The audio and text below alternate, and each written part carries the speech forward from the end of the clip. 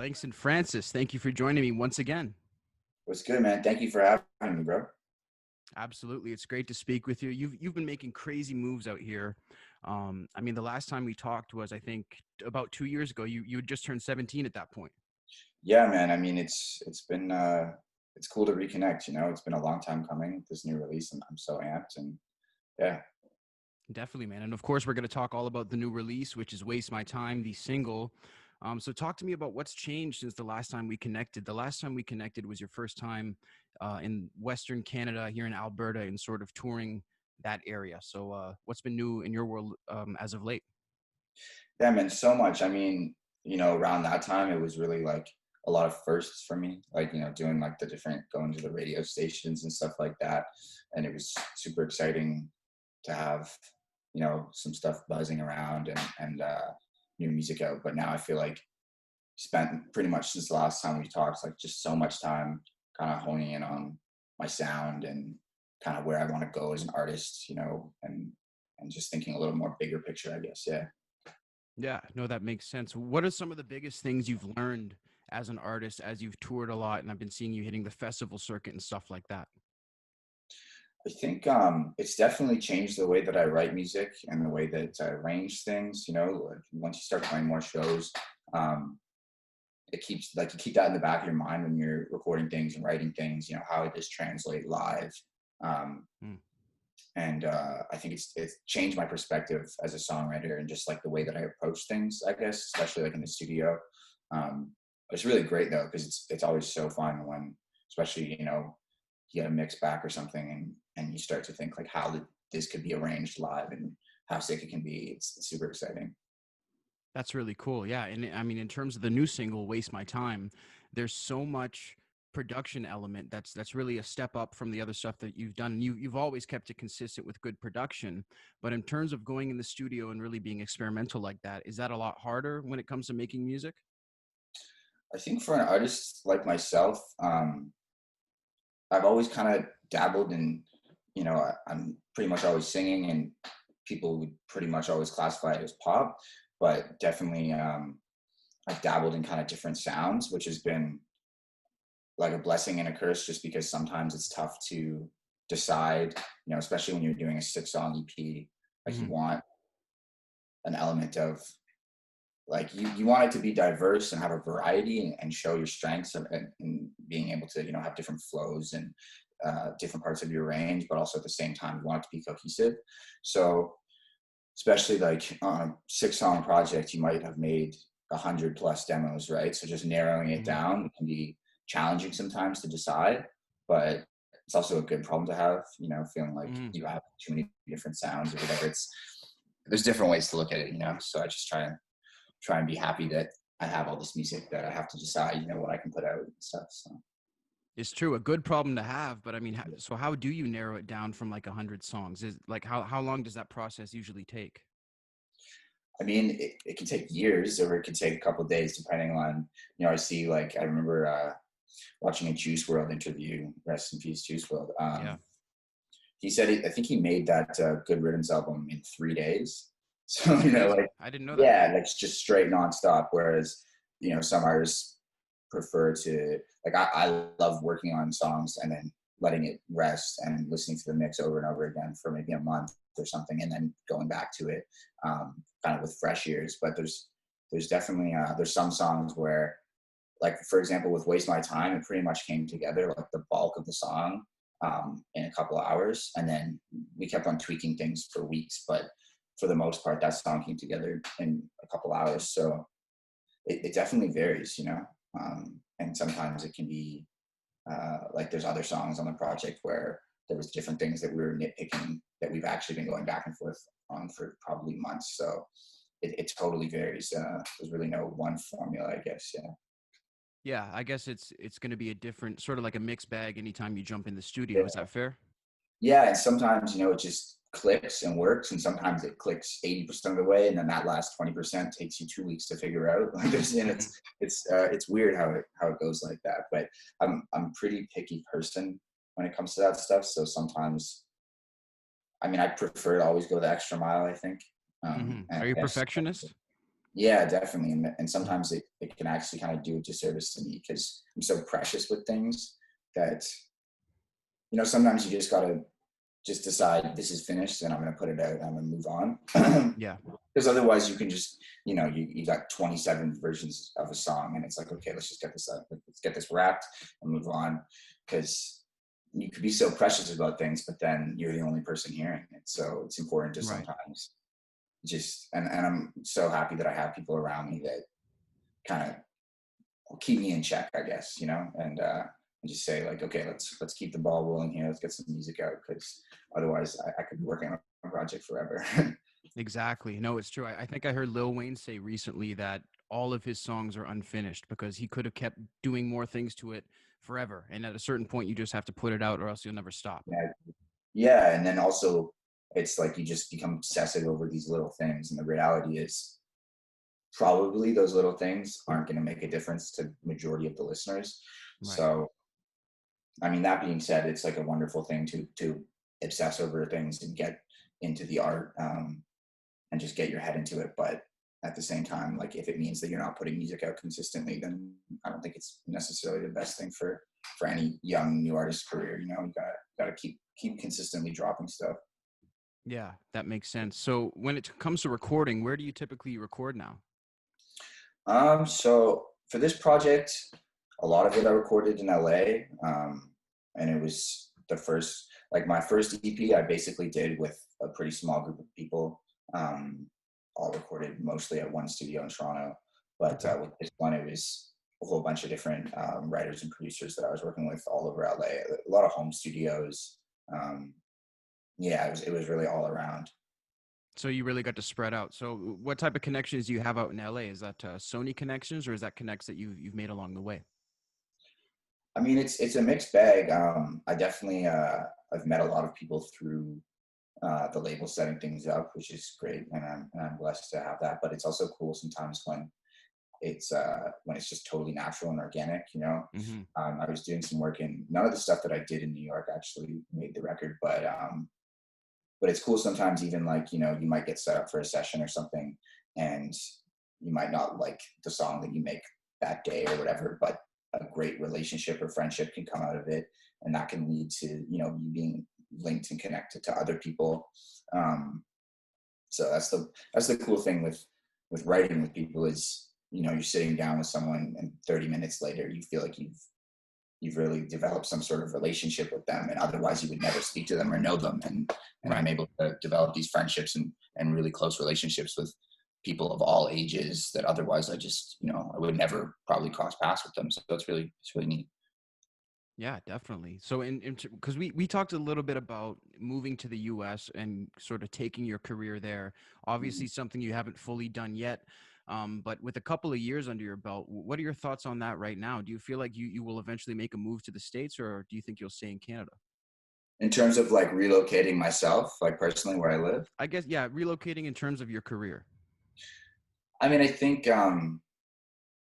for my own career, I think not just the States, but globally, I hope to tour everywhere and be able to get fans everywhere, but I think Right. Toronto will always be home for me.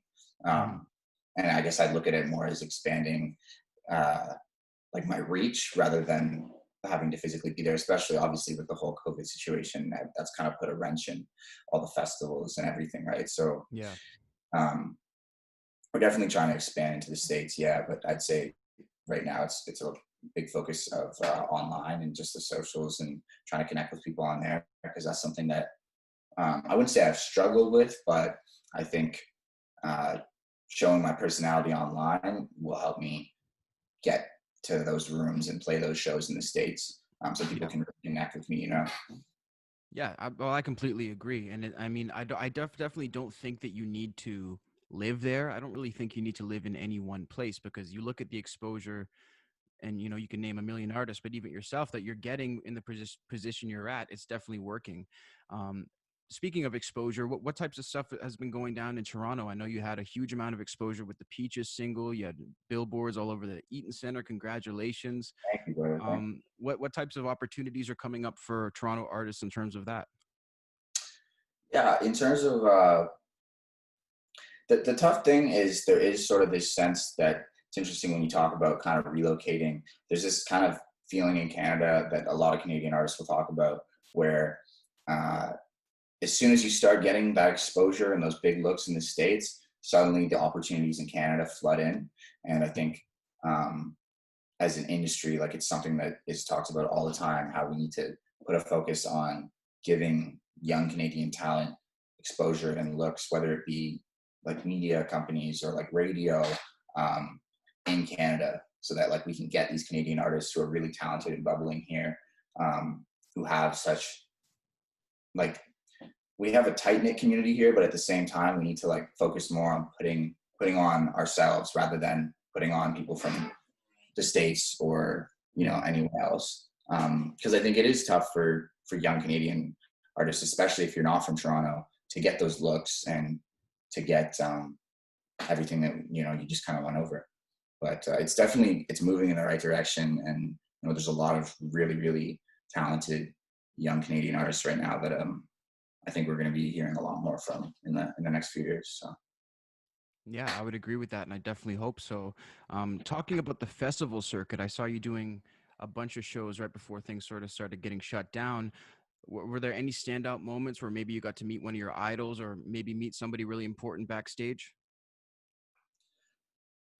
I think it's interesting. Like I don't really ever idolize just big artists. I'd say if anything, a lot of the moments I've had where I've met people that I looked up to have been a lot of the people that I grew up watching in the Toronto scene, which Nice. I didn't really meet those sorts of people playing those shows and festivals. It's interesting because even when you're playing a festival, like you're not going to be like hanging out with everyone who's on the bill, like you might see Yeah. them walking around and stuff. But I can't think of something that really comes to mind for that. But I'd say it's just like the moments with my team and my friends that that's really what's ingrained in my head from playing those shows and stuff. Like just the satisfaction you get from working on writing these songs and then practicing them and then going on stage and like seeing, even if it's just you might be opening up for someone and there's only 5 people who know who you are in the crowd and those people are singing along. Hmm. Those are the moments that really stand out to me, I'd say, more so than meeting like a celebrity or something like that. No, that's actually really genuine, and that's valid for sure. Talking about like having a few people knowing you in the crowd, what's it like going up to a crowd where you have to warm them up and introduce yourself versus going up to your crowd where everybody knows you? It's tough in the beginning, especially I've played shows where I was the opening act and the crowd embraced me with open arms, and it was amazing. And I've played shows where, I mean, this doesn't happen all the time, but I've definitely played shows where it feels like people are talking over you and shit and Hmm. aren't really paying attention. Um, and I think those are moments where like you can kind of approach it 2 ways. You can sort of be like, screw this, like they don't even want to see me or whatever. Or you can take it as an opportunity, you're being put in front of all these people who are potential new fans and listeners, and you just got to do what you can to try and connect with them. Yeah. Especially like it's interesting playing shows in Quebec, where a Hmm. lot of the crowds sometimes maybe are more francophone. So then, like sometimes I've been trying to say things to warm up the crowd, and then I realize like I'm talking really fast. I'm sort of mumbling, and I'm speaking English, and a lot of the people in the crowd maybe speak French Maybe predominantly. they So, don't pick it up. yeah, you just got to find different ways. Like every artist, like at least the ones who are really good at connecting with the crowds, they often have kind of their shtick or their spiel that's like Yeah. whether it's a joke or a story. People just love.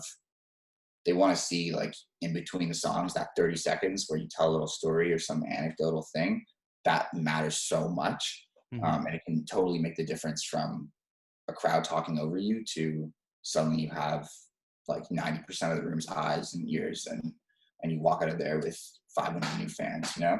So yeah, you just got to try and do your best, and sometimes it's going to work and sometimes it's not, but yeah. So you're starting to really notice like the finer points of being a performer.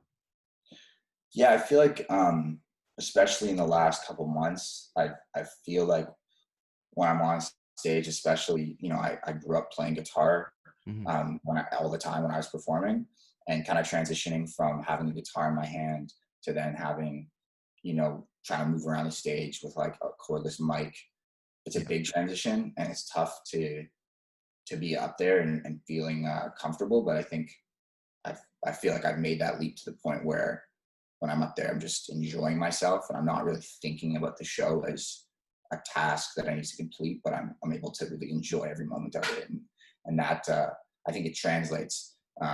You can see in the way that an artist moves, whether they're enjoying themselves or if they're thinking about that note that they have to hit, and it Yeah. just takes time. Like they say, after 50 shows, an artist's live show like really transforms and changes, and you just got to get those first 50 in, or 500 or whatever it is. A certain quota, be it hours or amount of shows. Like I've heard Yeah. 10,000 hours, certain shows, etc.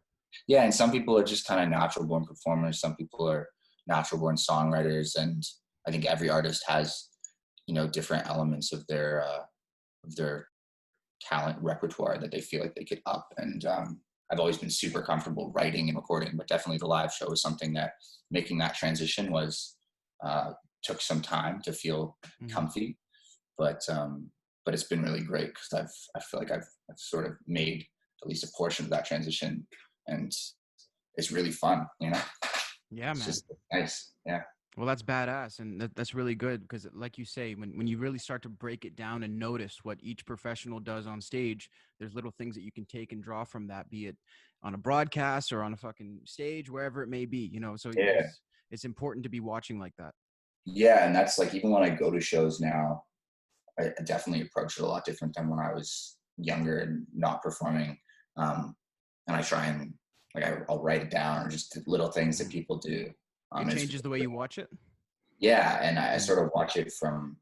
It's almost like when I go to a concert, even if it's an act that I don't listen to, like there's always something that I feel like I can learn from it and take from it, Yeah, and it helps just get inspired and stay inspired. no doubt. So song project coming out, is that correct? Yeah, man. So talk to me about the length, because a lot of artists doing EPs, you've pretty much stuck to EPs and singles throughout your career. Do you ever see yourself doing a longer project, or do you feel like there's not really a market for people's attention spans with long projects right now? I think definitely after this EP, I think we'll probably follow up with a full length, but my head's not totally there yet. Just kind of focused on this one for now. Yeah. I think in terms of the debate of obviously in streaming era, like there's some people that say just drop singles. Why even drop a project? Um, I totally can get that if you're just looking at it from like a commercial success point of view, but Yeah. there's something that's really beautiful and satisfying about creating a project and it going together, and someone being able to take that project in top to bottom at once. And that's what I focus on doing. um, Yeah. yeah. I love that too. And it's always been strange to me how people say there's no attention span for full length albums, yet Future will come out and drop a 30-song album and everybody's going to go listen to it. You know what I mean? So I think Yeah. it's, if you're interested in the artist, of course you're going to have an attention span for whatever. That's just my opinion, at least. So I think Yeah. it's definitely dope. Yeah, I'm pretty sure. I don't know if this is still true, but a couple years ago I heard a stat that Future accounts for 1% of all Apple Music streaming. Like That's crazy. like 1%, one artist, like that's pretty nuts. So obviously he's got to figure it out. I think, yeah, the attention span thing, when you're a new artist, it's tough to keep the attention of people who aren't your fans, Hmm. but at the same time putting out a really prolific, iconic project, um, that's going to help create those fans and those more diehard listeners who are going to appreciate when you drop a 30-song project. So yeah, you just gotta kind of find a balance, because obviously, um, commercial success matters in the sense of getting people to pay attention and getting fans, but you can't also only think of it like that, because it'll ruin you. As an artist, Yeah. you gotta. No, Yeah. that's a good point. And I think it's really good that as an artist, you've hit both of those markets. You're dropping projects, you're dropping singles that are doing commercial success. And you're really trying to zero in on all of those markets, at least from like, if I'm thinking from a management standpoint, that's kind of what I'm seeing as a viewer. Hmm. Yeah. Yeah, for sure, man. So I rock with that for sure. Sure. So I'm definitely looking forward to this project, man. Is there any sort of release date that you can give us, or is that still in the works? Still in the works. Still in the works. for sure, after Waste My Time drops, I'm equally excited for the second single. The second single, I think, is actually probably, I don't want to say favorite song on the project because I love all the songs, but But it's it's up maybe there.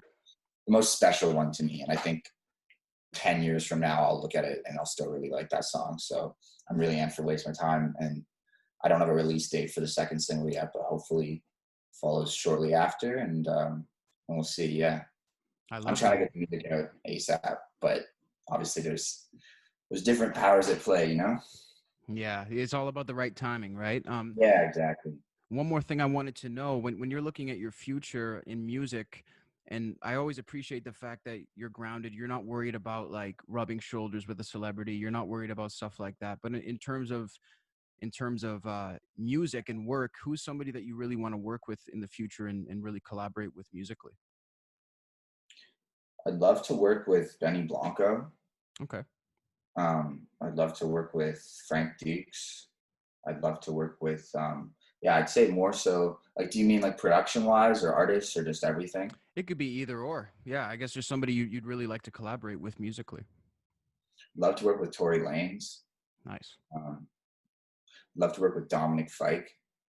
He's been a huge inspiration for this whole project, I'd say. Yeah, those are kind of the first names that come to the top of mind. But it's also cool. Like I'm constantly linking up and writing with people that I didn't know about, and sometimes those can be like the most satisfying collaborations because sometimes I feel like when you have this idea in your head of working with, oh, if I work with this person, that's going to be a song, and then it's not the song when you go to do it, or it doesn't maybe gel as much. Like you sort of put so much, Then you're what?